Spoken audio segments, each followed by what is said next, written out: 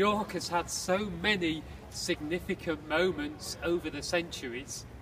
Perhaps the most significant moment of all occurred in year 306 AD, something that was felt much further afield than just York. Here is Emperor Constantine. Statue here, it's a wonderful pose. I love this. Awesome. You can see his armour, his clothing, and it sits here outside of York Minster underneath the rose window.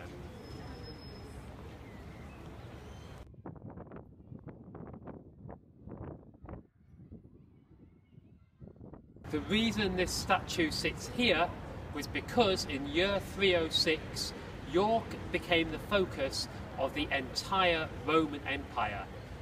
Constantine the Great here proclaimed Roman Emperor, a title back then that I suppose in some ways felt equivalent to leader of the free world today, such was its importance. His father, Constantinius Chlorus, happened to be in York at the time he died, and so it was here that his son, Constantine, aged just 34, became the new emperor.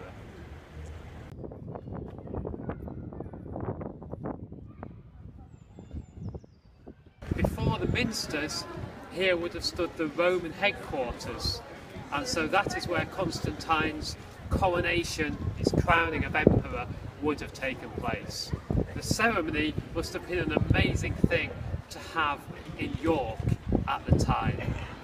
Emperor Constantine was a man who went on to change the world. This statue was commissioned in 1998. Now it's interesting, you can see in the statue that Constantine's sword is broken at the bottom. That's deliberate. He fought the Battle of Milvian Bridge against his rival, Maxentius. Before the battle, he had a dream. In the dream came to him the sign of the Christian cross. Bear in mind, this was unusual at the time. Most people in the Roman world believed in the Roman gods. So in the dream, the sign of the cross came to him, and the message, "By this sign ye shall conquer."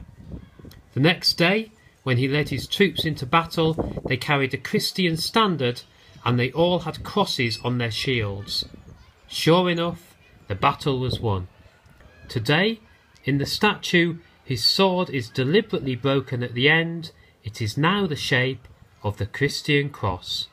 This is to symbolise that the battle is over and Christianity has won through. Christianity has replaced the battle. His rival Maxentius was defeated and killed. It's ironic really, Maxentius in his time destroyed statues of Constantine to try and prove his superiority. 1700 years later, he won't destroy this one. It was because of Constantine that Christianity thrived throughout the Roman Empire and transformed itself into the world religion it is today.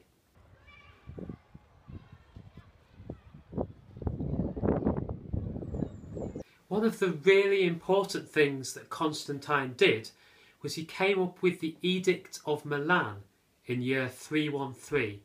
Now this was basically an act that preached tolerance towards Christians and stopped persecution.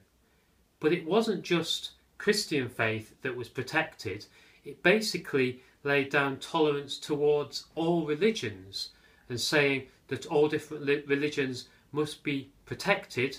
People should be able to worship whichever God they choose and to do so without oppression.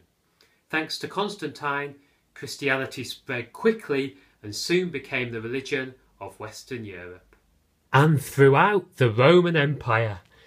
This map here shows the Roman Empire at its greatest extent. It's incredible how far and wide it stretched. So you've got York up here, comes down, you can see Rome right the way across Europe there, down across North Africa, the Middle East via Constantinople, the city that Constantine named after himself, these days Istanbul. The tolerance of other religions, the Edict of Milan, had a big impact at the time, but it was not always adhered to. In year 388 came a controversial event, soon to have big consequences around the empire. It took place in Callinicum over here. Okay, so bear in mind you've got Constantine's Edict of Milan, which basically preached tolerance towards all religions. Well, what happened in Callinicum? A crowd of Christians, led by their bishop, burnt a Jewish synagogue. Now, at the time, punishment was planned by the emperor, but the church intervened, and the church said that if the law punishes Christians, then the law must be changed. In other words, it's only God's law that we should obey. And so, from then on, that set a precedent, and it became okay to persecute people of other religions. In other words, Constantine's Edict of Milan was now being overridden. Constantine's legacy can be seen all over England. Today, it's resulted in a huge cathedral springing up in the site where he was once crowned emperor. And the city of York is now a haven of safety, security and peace. Out of interest, Callinicum, the city where the synagogue was burned, well, just like York, that grew to a population of 200,000. Today, Callinicum is Raqqa, headquarters of Islamic State.